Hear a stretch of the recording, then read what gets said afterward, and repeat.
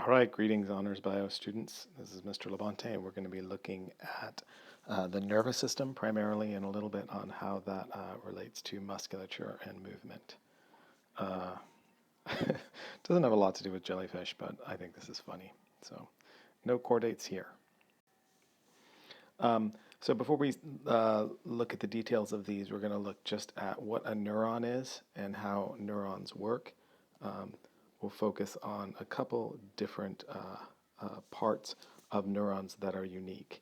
So one is dendrites.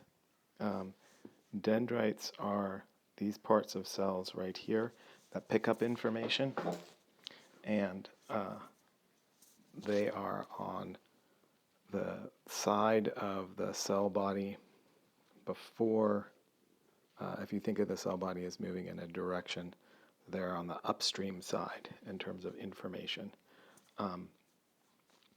Now, what happens with these is you have ions that move into the cell itself. So you can think of Na plus or Cl minus, right? So these are ions, and there are transmembrane proteins that are going to allow these ions to go in to the cell.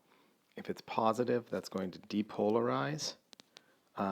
Basically, it's going to decrease the difference in charge. Neurons always keep a difference in charge by having different concentrations of ions on the inside and the outside, and they are more negative. So if positive ions come into a neuron, that's going to change the charge a little bit, and that information is going to go to the cell body, which we call the soma, and then right here at the axon hillock, the cell is going to make a decision, as it were, to continue to let the depolarization propagate or not. Once the depolarization propagates at the axon hillock, it moves very, very rapidly along the axon until it gets to the terminal buttons. And when it gets to the terminal buttons, exocytosis occurs, the vacuoles fuse with the outside of the cell, and chemicals are released here at the synapse. And then that will go to another cell, and the same thing will happen. So this is a sequences of excitation, E-X-C-I-T-A-T-I-O-N. That's how neural information is recorded. This is just another image. You have one neuron, the second, the third, and so information travels along from one to the other as an electrical signal, which is literally a change in the difference of the number of positive and negative ions on the inside and the outside of the cell membrane. All right, so in this image, the goal here is to show you that the image I just showed you is a little bit more complex. So this image on the right is showing you a ton of different, these are all terminal buttons that are either on the soma or the dendrites of this neuron. So you can have a bunch of different input going in. Let's just say these two are saying, yes, you should fire. This one actually might be saying, these two might be saying, no, don't fire. This one might be saying, yes, you should fire. Yes, you should fire. So you can have a pretty sophisticated situation. You can also have situations like this where you have one cell, maybe the cell is saying, don't fire, and another cell, another neuron that's saying, yes, you should fire. And so this cell can get different and nuanced information. So we're very nuanced organisms because there's a lot of different ways to give a binary message, fire, don't fire, to different cells, given the fact that we have billions of neurons, and each of those neurons could be giving a different signal to its compatriots. Oops, sorry, I went too far. Sorry about that, I keep hitting, I think twice. All right, first question is, why do we even have a nervous system? Can't we just release chemicals into the bloodstream or have the bloodstream transmit chemical messages, and it can. Um, so, for instance, like when you eat food, or even when you have like an adrenaline uh, experience and you have like the jitters afterwards or something like that, um, you can get information to your body at 40 centimeters a second. Uh, this is in humans using the chemicals that move through the bloodstream. However, neural impulses move at about 1,000 centimeters a second. So it's 25 times faster. So this is if you were the organism that all of a sudden had the ability to communicate with neural impulses, and everybody else had simply the ability to communicate chemically, you'd be 25 times faster. It'd be like you had a superpower. So you can see that there's a significant evolutionary advantage to having these. Um, what does it mean to have an evolutionary advantage for the electrical impulses? Well, for the most part, what it means is that we can move our bodies. We can move towards food. We can move away from things that want to eat us. And so the way that that works, we're going to get a little bit into the biology of this. We have muscles. We have muscle bundles. Um, we have muscle fibers. And then once we get to the muscle fibers, we have these sets of myofibrils, okay? So you could think of this as a cell, and I think, I can't remember if I told you in this class, it's actually a collection of cells that have kind of joined together. But so then these muscle fibers are these collections of cells, and in these collections of cells, what you have are sequences of proteins. So these are just proteins. This blue probably is not the best color. There's a protein here. This blue protein, which is blue that I'm drawing in black, the thin one, okay? It's called actin. And there's one on this side. And then there's another protein here, this red one, called myosin. So actin and myosin are two proteins, and they're nestled next to each other like the tines of two combs facing each other. And that's important. So when you see striated muscle, or you hear about striated muscle, striation means stripe. It's actually these stripes here and these stripes here that you're looking at, that you can see generally under a microscope. You can see these stripes. All right, so what? Why did we talk about the actin and myosin, and why do we care? So first of all, I think this says it over here, but this is our actin, this blue thing, and this red thing is our myosin. So the real action here goes when what we have is we have these little cross bridges on this tryptophan molecule right here. So this little arm can either be connected or disconnected. And I'm kind of moving backwards, but that's fine. What determines whether or not this arm is connected or disconnected is calcium ions. Those calcium ions are released from the endoplasmic reticulum of a muscle cell, which is called a sarcoplasm. And whether or not they get released is due to whether or not there's an action potential or depolarization. So the way this works is you have a neuron, you have it's transmitting an electrical impulse that causes vesicles, that's a vesicle, to fuse and release neurotransmitters. That causes depolarization in the muscle tissue, which goes to the sarcoplasmic reticulum, causes calcium to be released, and that calcium causes this arm to grab the myosin, the myosin arm to grab the actin and actually shorten and pull together. Now at the same time, immediately after these things are released, there are these little enzymes here. Oh, that's not true, sorry. That's in the wrong spot. Immediately after they're going to be released, you actually have pumps um, that are going to be pulling this calcium back in, so it doesn't exist for a long time. Here are my enzymes over here. When these get released, there are enzymes that are going to destroy the acetylcholine.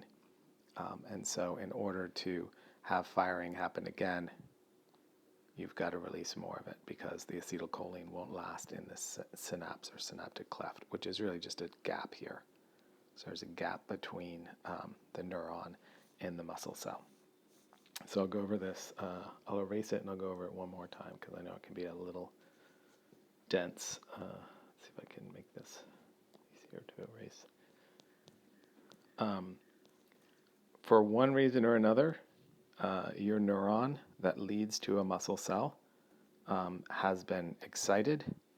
And so what that means is that there is a depolarization that's happening. So there's a charge, a positive charge that's moving down the axon.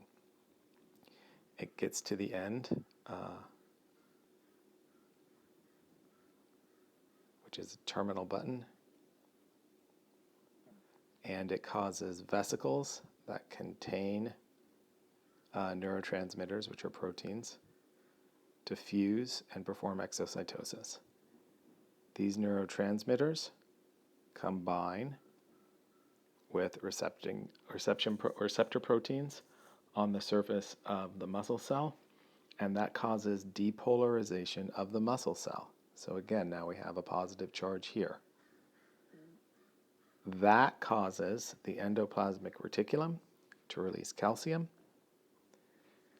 Calcium causes these little bridges on the myosin molecules to connect with the actin and causes the muscle to constrict or to tighten. When the acetylcholine disappears because it's being eaten by an enzyme, calcium goes back in, muscle relaxes. So that is how muscles work. All right. Where do we see muscles? We see them very, very early on. So this is the cnidarians again. So this is a hydra. This is like a sea anemone. And you see these sphincter muscles. You have sphincter muscles like your lips and your anus. And so basically what these guys are going to do is they're going to pull in this way. And you have another muscle here, which is a retractor muscle. If you've ever stuck your finger in a planarian, or you see a sea anemone, what you'll see is it'll kind of shorten, so that'll pull down. Okay, so these are the kinds of things that are happening in cnidaria. So they have a nerve net. So how do the muscles know to do this? There's a bunch of neurons. They're all interconnected, and this is a better example here. I'll try to zoom in. Maybe I can zoom in, please. There we go. A bunch of neurons. They're all interconnected, and they will communicate excitatory impulses to each other. So this is not a particularly sophisticated situation. These are, as far as I know, these are always excitatory. And then the absence of the nerves acting is when you get the muscles to relax. So it's a fairly simple scenario where you're just having excitation and muscle constriction that way.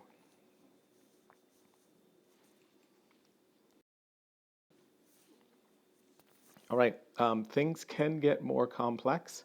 So what this image is showing is, this is actually humans, but doesn't have to be this way. And this is just a simple neural circuit where you have sensation.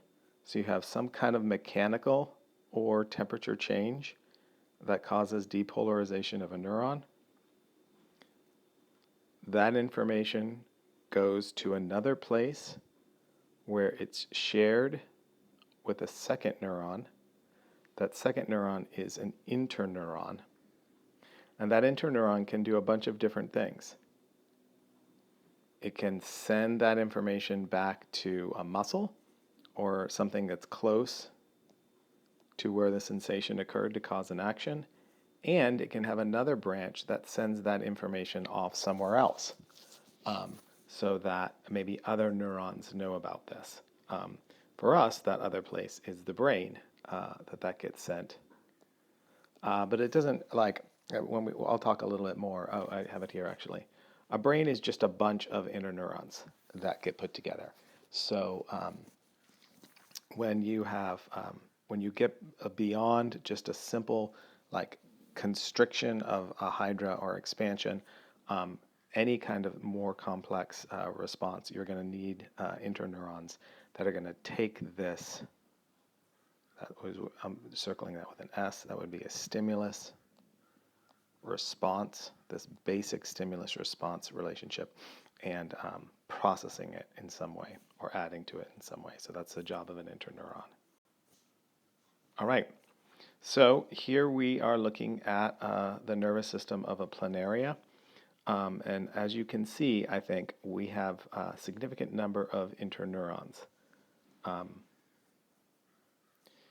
Primarily, you have these two separate cerebral ganglia. And so what does cerebral ganglia mean? It just means a bunch of neurons that are interconnected here and a bunch of neurons that are interconnected here. Here, where you see these lines and where you see these lines, those are all axons, which means processing is not happening there, but communication is being transmitted. The communication is going both directions. So you have axons, so you might have a soma of a neuron there sending information that way, and another soma here sending information that way. So information is being communicated both directions. Same thing with these transverse axons, or commissura, as they're called. So you can see you have a fair amount of information here. These are the dendrites of the axon, so this is sensory information that's coming here and moving forward. So this is what we're looking at when we're looking at a planaria. I've got a number of really beautiful images coming up where you can see exactly kind of how complex and pretty this is. So, all right, this is from, I don't know how recent a publication. So what they do actually is they put they mess with the genes of the planaria, and they put a protein. Basically, they make the genes make a protein that fluoresces when a particular light goes on it. And so you can see exactly what it looks like, what the planaria looks like with all of the different neurons. Here's some more. I just think they're beautiful, so you get to look at them. All right. Who cares? Why do we have this, and what to do with the motion that I asked you to describe in the lab? We're going to start with this image here. And one thing to think, to keep in mind is the planaria is basically, you can think of it as like a water balloon in some ways. So here is my awesome water balloon. Do-do-do-do-do. Do-do-do-do-do. So here's a water balloon, right? And one of the things that the planaria can do is they can squeeze themselves. So here's your little fingers, and you're squeezing the water balloon, right? Here's your hand, these are your knuckles, here's your thumb coming up around this side. You're going to squeeze the water balloon, and as you squeeze the water balloon is going to go like that. Well, you have seen the planaria do that, I imagine, right? So when that occurs, when the water balloon gets squeezed like that, I think I've got these, yep. That's the action of the parachymal muscles, right? So these parachymal muscles are going to close in, and the water balloon is going to get squeezed. You've also seen the planaria do just the opposite of this. So you've seen the planaria, I'll change color, go from being really long and thin like that to being this little teeny ball. When that occurs, that's the action of the longitudinal muscles. So they're pulling the planaria in like this. And in order for that to occur, the parenchymal muscles have to relax. So these two sets of muscles are in what's called opposition to each other.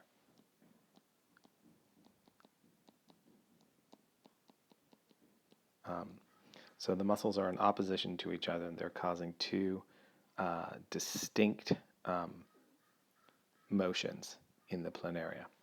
So this is one type of motion. This is constriction, all right? The other thing that occurs with planaria is this thing called ciliary gliding, okay? And this occurs kind of in the same way. That is, you still have opposition, but what you have is this is within a cell. You can see these are our actin and myosin. It's really, really small, but you can see those little lines, right? So there's actin and myosin, and you can see the striations of the muscle. This is the overlap between the actin and myosin bands there. A little what's called a Z line right there. And so this muscle can constrict. Sorry, is that the way an arrow will go? No. This muscle can constrict, I guess. I'd put the arrows like this. And this muscle can constrict like that. And when that occurs, what happens is, let's call this muscle A and this muscle B. When muscle B, this would be muscle B constricting, and this would be muscle A constricting. So you have these little cilia, these are just a bunch of proteins that come out outside of the cell. This is a cell. You have these cilia that move in one direction or the other, but because their shape, you see the conformation of the cilia is different, they're stiffer when they're moving in what we call the B direction than they are when they're moving in the A direction. So they give more resistance. There are these little weird, a great example of this, there's like these weird little battery-powered toys that are about the size of half of your pinky. I think I have one. I'll try to bring it. Like some little teeny robot, and they appear to move around, and they use this exact same principle. So hopefully, if I can find it, I'll bring that to class, and you can see them. But they have like these little weird fingers, like toothbrush fingers. All right. So this is how a planaria moves. So now we have what does the evolution of these brains look like? So these are the cnidarians. This is a neural net, right? We go from radial to bilateral. We don't have this doesn't exist, this organism anymore. I guess this is another type of bilateral organism that has a neural net. I don't even know what this thing is. And then we go from bilateral to segmented. And we have all different types of segmented organisms. And the cool thing is you can actually basically divide up all living organisms by a body plan. So this is dorsal, this is ventral, this is our Plathelminthes, right? And on the dorsal and ventral side, you see there are two parallel nerves running along the bottom for Plathelminthes. For arthropods, there's one moving along the bottom. That's true actually for annelids, so those are segmented worms like earthworms. These are all insects. These are roundworms. You have one on top and one on bottom. And then finally for chordates, which includes humans, right, and fish, you have one on the dorsal side. So if you think about your backbone, right, dorsal is the back, that would be where your nerve is, protected by your backbone. So we can start looking at how all of life is divided based simply on where the nerve tubes go.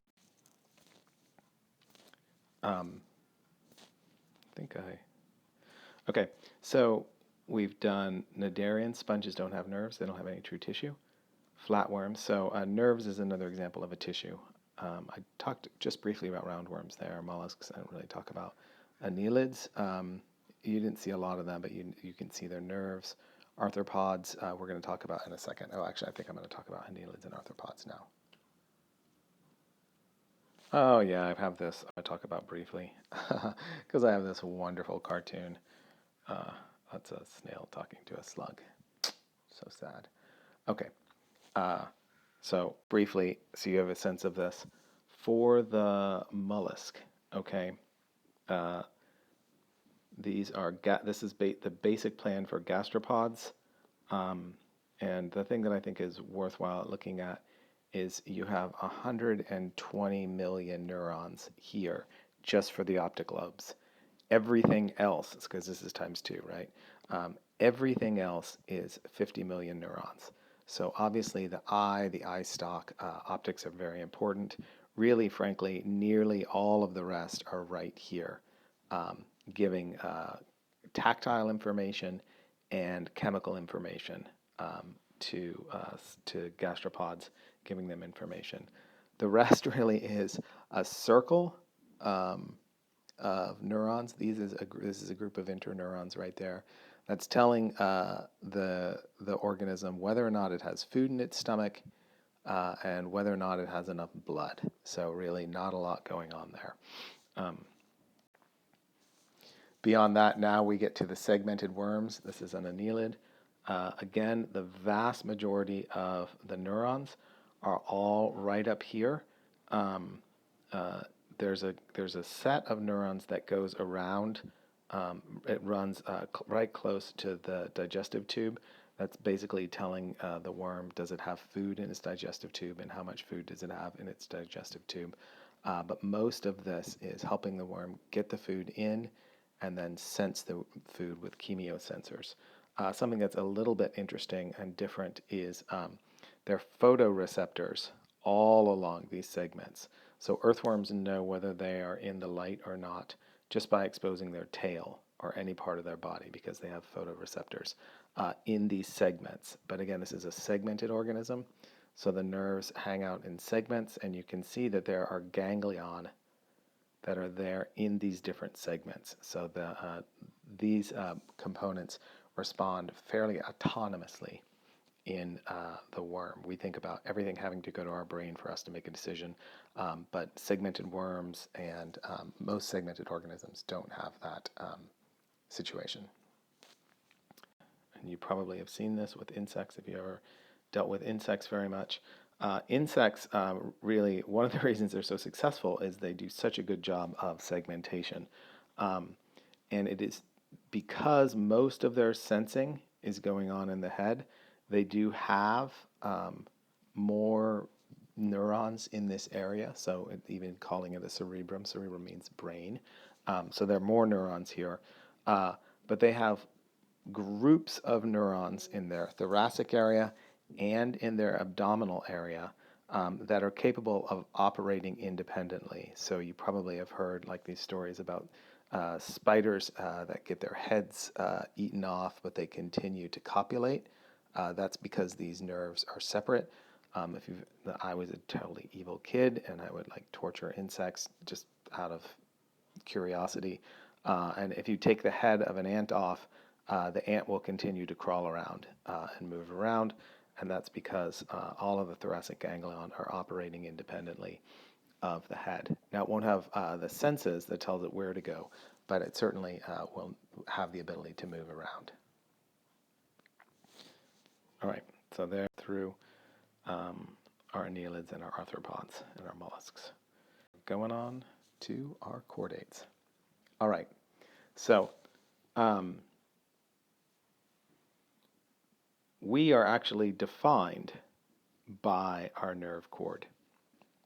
So organisms that are chordates are defined by having this hollow nerve cord. It ends up being a predominant feature of what we are. It also, for whatever reason, really has allowed for significant cephalization, that is the Korean brain. So here's an example of early cephalization. This is a fish, obviously, we have really the beginnings of all of the parts of the brain that exist for you. So you have the optic lobes. So this is where the fish is processing visual information. Cerebellum. This is where the fish is processing motor. Medulla. This would be like breathing, blood pressure, BEP, blood pressure. And then the spinal cord, you see a pituitary gland. That's where chemicals, basically the chemicals are released into the bloodstream that the fish needs to deal with. And you get the olfactory bulb and olfactory nerves. Ours look kind of frighteningly similar. Here's an example. So we talked about cilia and how they help the planaria move. Cilia also give information to organisms, to you. That's how you get dizzy. But in a fish, this is how the lateral line works. So in a fish, the fish have this line that gives them both gets them no electrical stimulation and helps them orient themselves. And basically, there's water that can move in here. And when that water moves, it's going to bend a hair. That's going to cause the cilia to bend. And when those cilia bend, it's going to create depolarization of a nerve. And then that information is going to go up into the brain of the fish.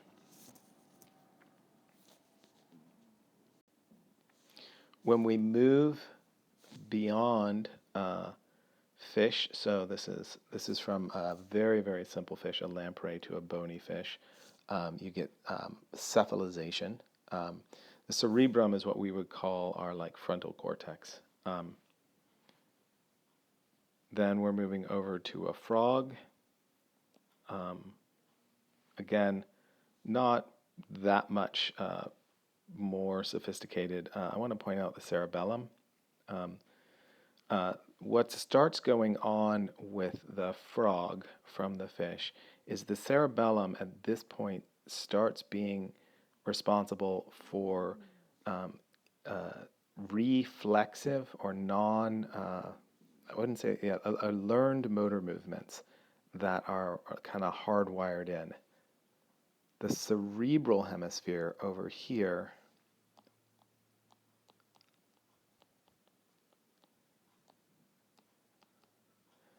starts being responsible for voluntary motor movements. So things that the frog would need to think about or the salamander would need to think about. And then when you move over here to birds, you see a huge jump in the cerebral hemisphere. Again, what's going on is this idea of sensation. So the sensory cortex is here as well in the cerebral hemisphere, but sensation and voluntary movements end up beginning to predominate. We still have innate movements in all of these organisms, but proportionally they're taking less brain space. This is just another image of an amphibian brain. You still have all of these things: olfactory, optic lobe, cerebellum, telencephalon. This is where you're getting sensory and motor movements and any really what we would call quote unquote complex thinking. All right. And now we're starting to look at land movement organisms. So we have reptiles, birds, and horses here.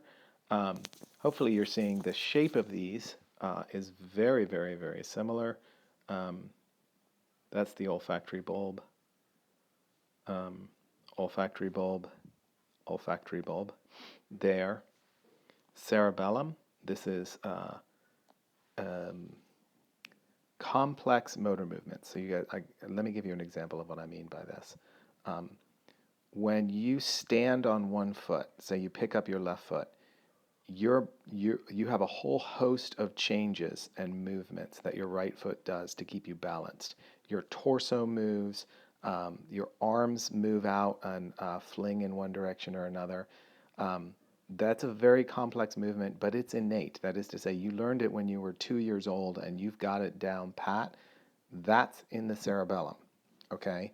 When you close your eyes and stick your pinky in your left ear, You know exactly where your pinky is, exactly where your left ear is, and you just stick it in there without thinking. That's in the cerebellum.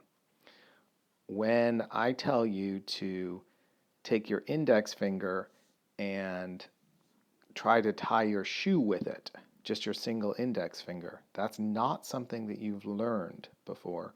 You're going to have to think about that. That's going to be in the cerebral cortex, okay? So to help you think about the difference between these two. But hopefully what you're going to see is that in addition to having a volume change, that is a size change, you're getting wrinkles. Well, wrinkles are surface area, right? So you're getting a surface area volume situation going on here. You're getting more cerebral, basically cells in a smaller space. You can't just have giant heads. And also, it allows for better communication between the axons because the space is smaller. All right, this is a rat, and obviously a human. And then the goal of this really is showing you how when we went from being a quadruped, right? Here's a little rat, my awesome rat, to being bipedal, what happened was our brain basically got curved. So you can imagine if you took this part of the brain and bent it up like that, all this stuff would fall down underneath it. And that's what's going on both with the cerebellum, medulla, and pons. The midbrain, it all gets jammed up inside the cephalon here, right? And not to mention, obviously, you've got a huge, the mass of this gets significantly larger given our ability to think more complex. Oh, all right. And then really the last idea I want to go over is the divisions of the nervous system. The central nervous system consists of the brain and the spinal cord. So that's all it is right there. The peripheral nervous system is everything else, periphery, okay? Now there's two parts of this. There's the somatic nervous system. So soma is body, which deals with sensory information and motor information. I sense that the stove is hot. I pull my hand away from the hot stove, right? Sensory and motor. And then we're not going to look at this probably. The autonomic nervous system deals with arousal and calming. Well, we are going to do a little bit with the eyes, but not so much. I don't know that I'll even use those terminology. But we're going to focus primarily here. And just so one more time, I want to be sure that we have a sense of this. Okay. Here is a particular neuron. Doesn't matter. We can say like, this is your finger. Here's your finger. And there's some tack or something, right? That pokes you in your finger. That information travels. First of all, it's picked up by the dendrites, and there's a soma there. So I'm going to do D for dendrite, S for soma, that's the cell body, and then axon. It travels along the axon all the way. This is a single cell, by the way. All the way to the dorsal root of the spinal cord, so to the spinal cord. And then that's where it's communicated. It's communicated with an interneuron, and then it immediately goes to a motor neuron. This motor neuron, if that's your finger, would be to the tendons in your hand. So it would be right here, and it would tell this muscle to constrict, and it would pull your finger up away from the tack. So that would be in your forearm. It's also, obviously, this is an interneuron, going to send information to your brain. And that information is going to be like, ow, there's a tack sticking in my finger. And you might have other things like yell at your brother for leaving attack, or whatever the other things are that are going to happen. So you can have a bunch of different interneurons here that are going to lead to a complex response, including this area is the hippocampus, including telling the hippocampus whenever you see something with a really sharp point on it. Hippocampus is responsible for learning. Don't stick your finger on it. That's important kind of learning to do. But one thing that is going to be important is to see that this motor response will happen even without the brain. That is called a reflex. When a motor response occurs without the brain, that's a reflex. All right, I know that was a fair amount, but that's it. See you in class.